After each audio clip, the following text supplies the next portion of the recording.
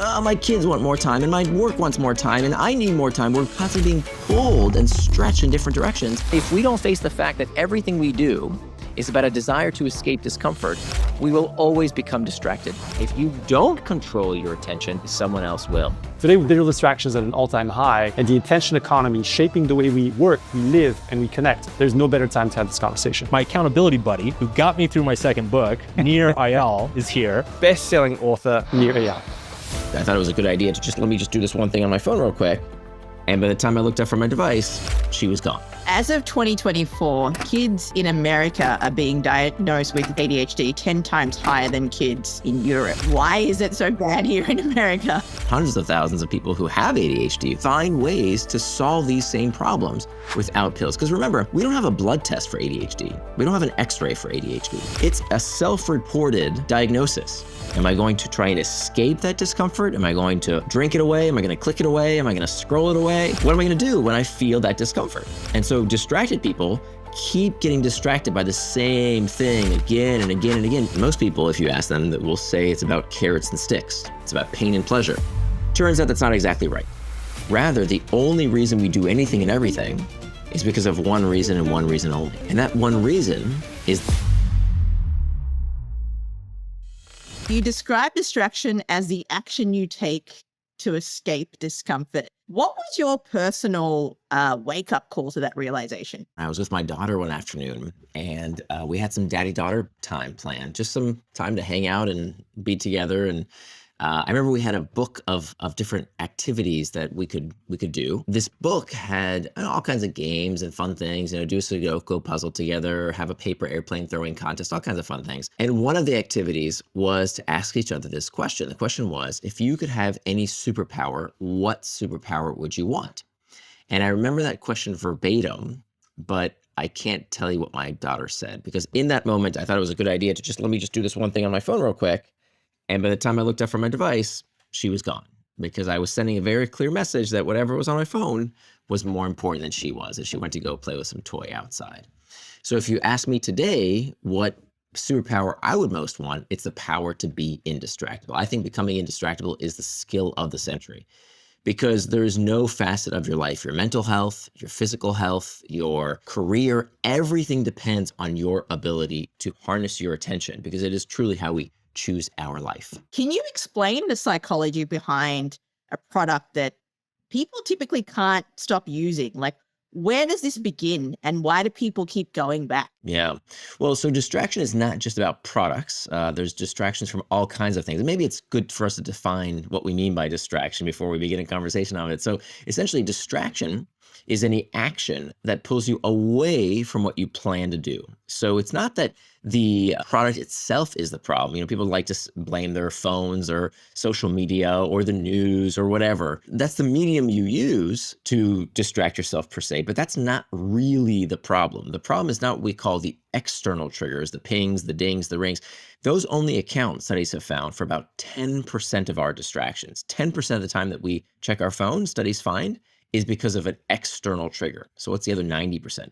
The other 90% of the time that we get distracted, it's because of what's called an internal trigger. What is an internal trigger? An internal trigger is an uncomfortable emotional state that we seek to escape.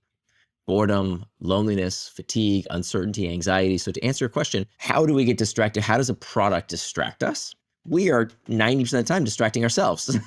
When we are bored, we look at the news. We worried about somebody's problem 5,000 miles away as opposed to thinking about our own problems, right? When we're lonely, we check a dating app or we check social media. When we're uncertain, we want Google to explain things to us. So it's not that necessarily the product itself is the problem. It's that we don't know how to deal with discomfort. But of course, every product you use, everything you are using because you are looking to modulate your mood, because you have to feel something different.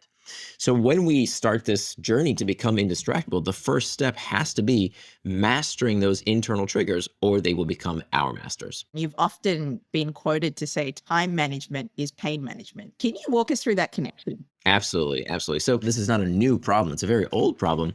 It's not that, social media created this problem or our phones created this problem. In fact, Plato, the Greek philosopher, was talking about akrasia in the Greek, the tendency to do things against our better interest. He was talking about this 2,500 years ago. So it can't be something that just all of a sudden came because of technology. This is part of the human condition, this tendency that we have to act against our better interests, which is really funny, right? Like, why would we do that? Well, I think to answer that question of why do we keep punching ourselves in the face, getting distracted, procrastinating, saying we're going to do one thing, but we're doing something else, we're actively hurting ourselves. Why do we keep doing that? Well, to answer that question, we have to dig deeper and ask ourselves, well, why do we do anything and everything? What's kind of the seat of human motivation? Now, we used to believe, and most people, if you ask them, that will say it's about carrots and sticks, right? It's about pain and pleasure. And this is what Jeremy Bentham said. This is what Sigmund Freud said. Turns out that's not exactly right. That if you look inside the brain as it's making decisions, it turns out the brain is not acting out of pain and pleasure, but rather the only reason we do anything and everything is because of one reason and one reason only.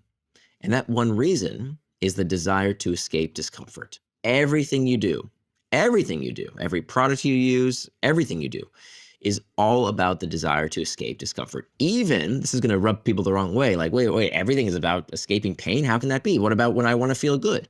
Well, even wanting, craving, desire, hungering, lusting for something is itself psychologically destabilizing, right? Think about it. You wanting to feel good is itself uncomfortable. The wanting, the craving, the hunger, right?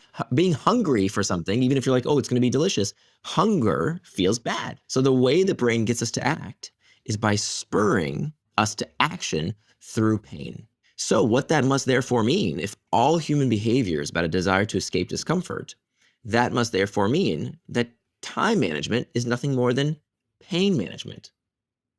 Money management is nothing more than pain management. Weight management is nothing more than pain management. It's all about managing discomfort. That's it. That's it. And so on one hand, you're like, oh, that's so depressing. Everything we do is about escaping pain. On the other hand, I think it's incredibly liberating because that's a single point of failure. And that's it. That's it. So that's really what I try and teach people is first and foremost, how do we master those internal triggers that causes the discomfort? Because look, distraction is not a character flaw. There's nothing wrong with you. The vast majority of people, you think you have ADHD and you haven't been undiagnosed. I have ADHD too. It's nothing you can't overcome. It's just that you haven't learned the skill set to deal with discomfort and uncomfortable in a better way that leads you towards traction. So we try and constantly escape it with distraction. See, it's interesting that you say that. It's almost like this set of avoidance that we have when it comes to pain sometimes. And the other part you say is you've talked about distraction too. I'm curious too, Nir, because as of 2024, kids in America are being diagnosed with ADHD 10 times higher than kids in Europe. Why is it so bad here in America? Well, because I think in America, everybody gets an ADHD diagnosis. I mean, I've never met someone who's gone to a psychiatrist and said, hey, I think I have ADHD, who doesn't get a diagnosis, including myself. I did this for myself just to see like, oh, I wonder if I can have a diagnosis. Yeah, sure. You get a diagnosis. I mean, you can get a diagnosis through an app these days. And so look, it's in your interest as a parent, frankly, to get your kid a diagnosis. They get more time on tests. They get special treatment. Their school gets more funding. And so the entire system is set up to diagnose kids. And that's not the case in Europe. It soon will be because the psychiatry industry has no check and balance. Let's be honest. There's nobody who says, hey, are we abusing this system? Is this correct?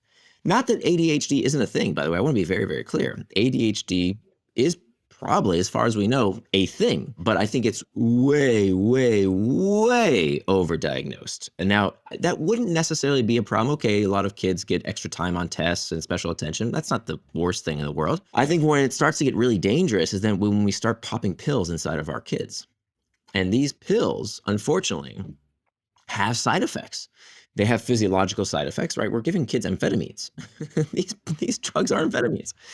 So they have negative side effects, but also psychological side effects. We don't know what happens to children who start on these medications when they become adults. From a psychological perspective, you're building this dependency, psychological dependency on, oh, in order to concentrate, in order to think, in order to be not bad, I have to pop pills. That also comes with a psychological consequence. And so it's not that I'm saying kids don't have ADHD and they shouldn't, and some kids shouldn't get medication. I'm not saying that. I think there are circumstances where that is the appropriate course of treatment. However, pills don't teach skills. I'll say it again, pills don't teach skills.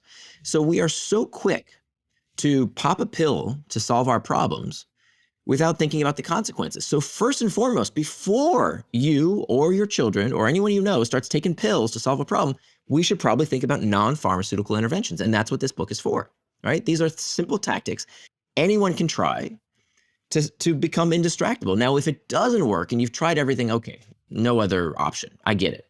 But first and foremost, try everything in my book, which is used by thousands of ADHD coaches and practitioners, let alone, tens of thousands, if not hundreds of thousands of people who have ADHD who use this book to find ways to solve these same problems without pills. Because remember, we don't have a blood test for ADHD. We don't have an X-ray for ADHD. It's a self-reported diagnosis, right? You fill out a survey, they ask you a bunch of questions. Do you feel this? Do you feel this? How bad is it? And then you take a little test to see how much you can focus, which is very easy to, lose focus around. And so if I can cure those symptoms, if on that self-reported survey, you go from I always experience distraction to I almost never experience distraction, guess what? You are functionally cured. You no longer have the diagnosis. Could you share some of the practices that's made a big difference from, what you've mentioned in your book and everything? Sure. Yeah. So let's talk about these 4 basic steps. So I wanted to do what I think no other book on this topic has really done, which is explain the deeper psychology of distraction. Why do we get distracted in the first place? So we can do something about the problem. So once we know the strategy, we can come up with our own tactics that serve us, right? So the strategy is number 1, first and foremost, is master internal triggers. That's the most important thing. We talked about those uncomfortable internal triggers. We have to learn tactics to master them. The next step is to make time for traction, okay? Because if you don't plan your day, somebody or something is going to plan it for you. Because you can't say you got distracted unless you know what you got distracted from. So I teach people how to differentiate between what is traction, what is what I wanted to do, and what is distraction. And if you don't plan traction, if you don't know what you're supposed to be doing in that time, what are you complaining for? Or you can't say you got distracted unless you know what you got distracted from. So that's step number 2, make time for traction. Number 3, hack back the external triggers. So this is where we do work on the 10% of those external triggers, the pings, the dings, the rings. That's where we work on those 10%. Even though they're only 10%, there's some easy things we can do very quickly to account for those external triggers.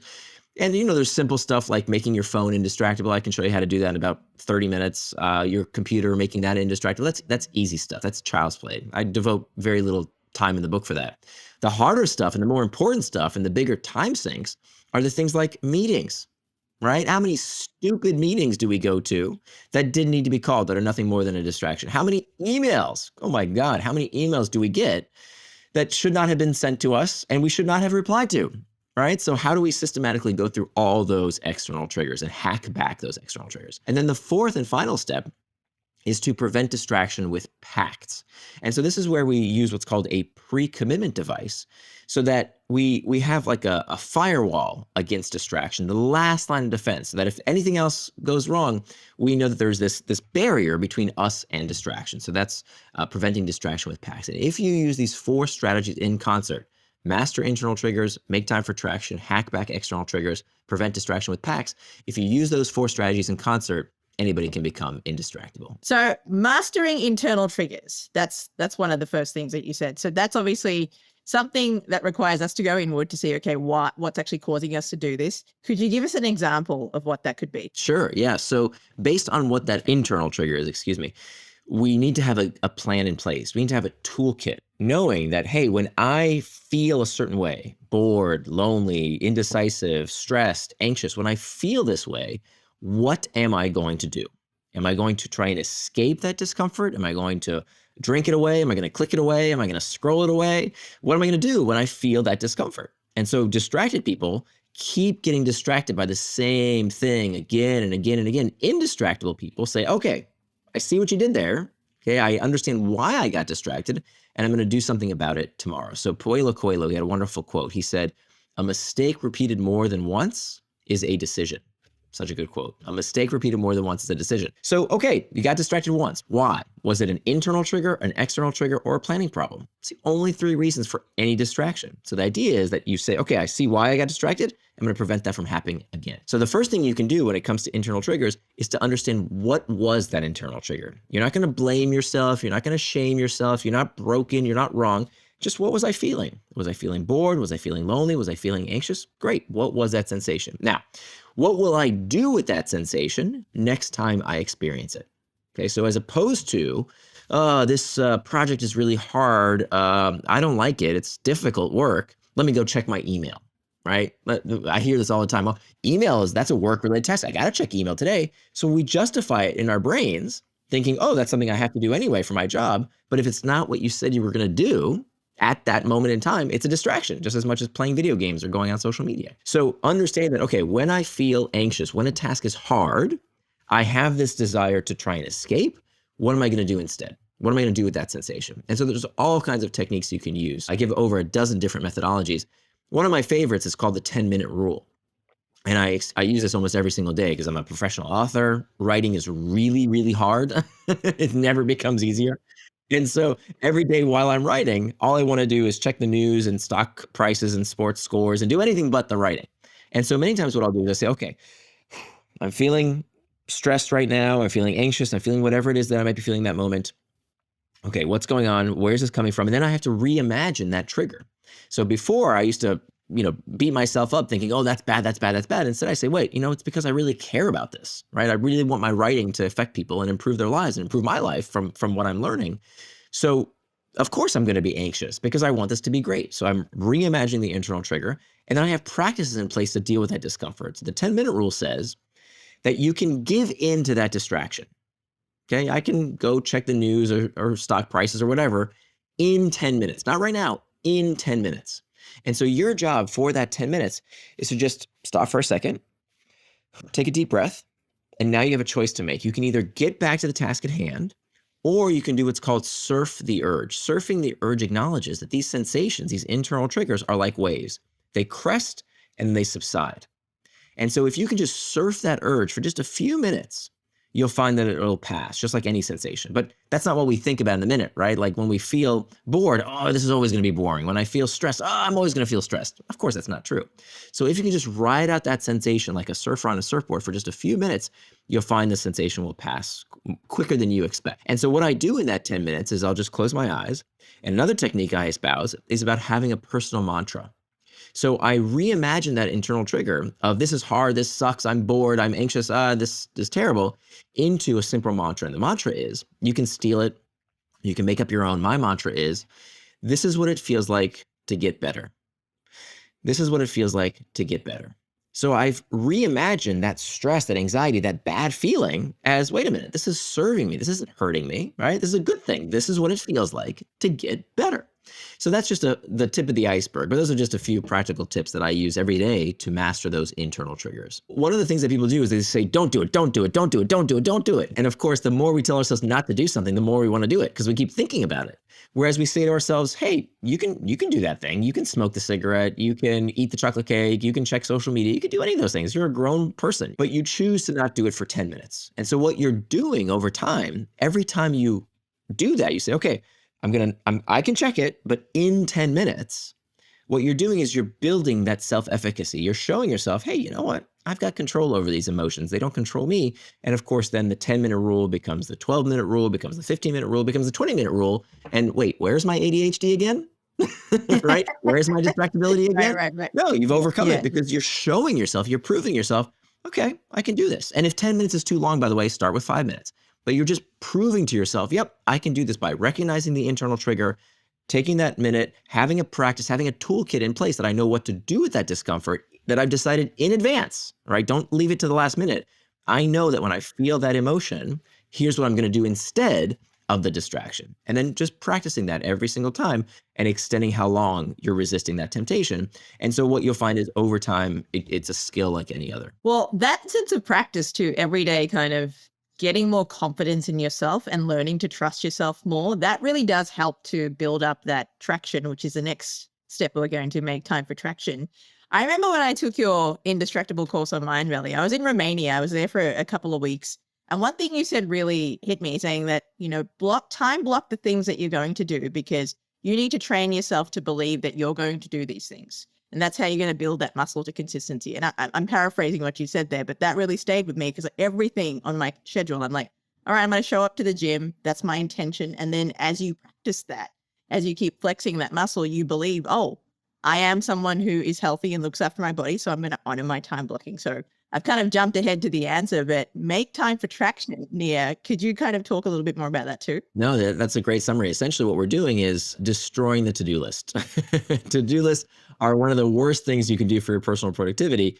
There is very little research on to-do lists that shows that it's effective, but as opposed to time blocking, which is just setting aside time for what you're going to do and when you're going to do it, is incredibly effective. Tens of thousands of studies have found this is an incredibly effective technique. All you're doing is saying, here's what I'm going to do in that specific period of time. Because remember, you can't say you got distracted unless you know what you got distracted from. So just having on your to-do list, exercise, write, finish a project, that's stupid, right? That doesn't work. We know to-do lists don't work, because what you're doing is measuring yourself by how many cute little boxes you check off. And so what do? You do the easy stuff. You do the fun stuff. You do the urgent stuff. You don't do the stuff that has to get done, the hard work you need to do to move your life and career forward. That's what you procrastinate on. So rather, what you need to do is to have a time on your calendar that this is when I'm going to do what I say I'm going to do. Now, a lot of people get confused about time blocking. They think it's about finishing the task. That's incorrect. Okay. And they get stressed out like, well, what if I budget an hour? I don't finish in an hour. The goal is not to finish. The goal is not to finish. The goal is to see how much you can do in that period of time when you work without distraction. Completely different metric of success. Okay. Why do you do that? Because let's say I'm work on a slide presentation. Okay. I got a big presentation coming up and I need to deliver 30 slides. Okay. Well, if I do a time block for 1 hour and I finish 3 slides, well, now I know it's going to take me 9 more of those time blocks to finish the entire task. The only way I can do that is by apportioning out how much time I'm going to work on that task and then seeing the output, right? You can't have output without input. Well, the input is our time and attention. So you have to budget that in advance. And so for what I take people through is this exercise of looking at your life domains, your relationships, and then finally your work. And I show you how to plan your day, how to plan your calendar so that you are living according to your values. What are values? Values are attributes of the person you want to become. So you're going to ask yourself, how would the person I want to become spend their time taking care of themselves, taking care of their family, their relationships, and taking care of their work by looking at the time you have available. Now, what that will invariably do is show you don't have enough time. You're going to have more things you want to accomplish than hours in the day.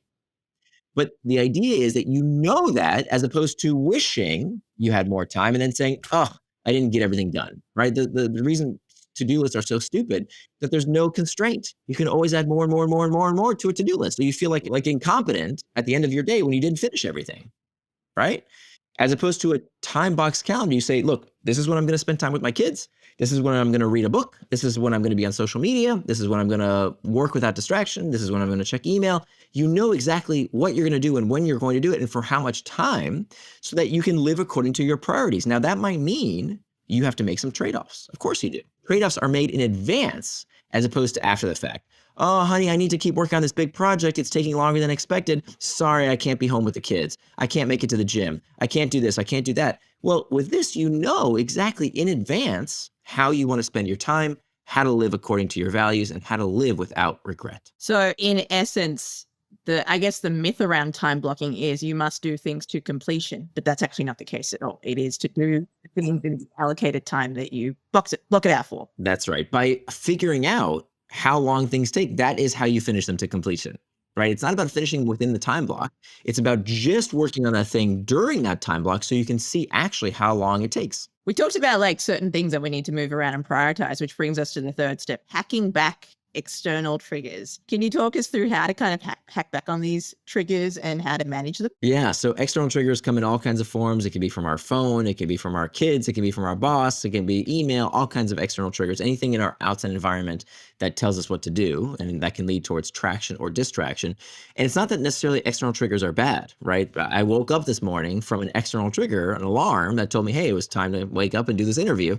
And so they're not bad. It's just that we have to ask ourselves this fundamental question of, is this trigger serving me or am I serving it? Okay, so for every one of these external triggers, asking yourself, okay, is that constant notification from some stupid news app, is that actually serving you? Does this really improve your life? Is this really according to your values? Or is that trigger using you to make that advertiser more money, right? To make that app or technology company more money. And so that's really what these external triggers are about. And it turns out that we can systematically hack back each and every one of these external triggers. We can reduce our email time by 50%. We can improve meetings. That's a huge time suck in corporate America, is stupid meetings that people don't need to go to. We can systematically go through each and every one of those external triggers. And I show people how to do that in that book chapter. So let's talk about packs and the kind of packs there are. So essentially there's three kinds of packs. We have price packs, identity packs, and effort packs. And so a pact is a line of defense. It's a firewall. So when you have an effort pact, you're putting some bit of work between you and the distraction. A price pact has some kind of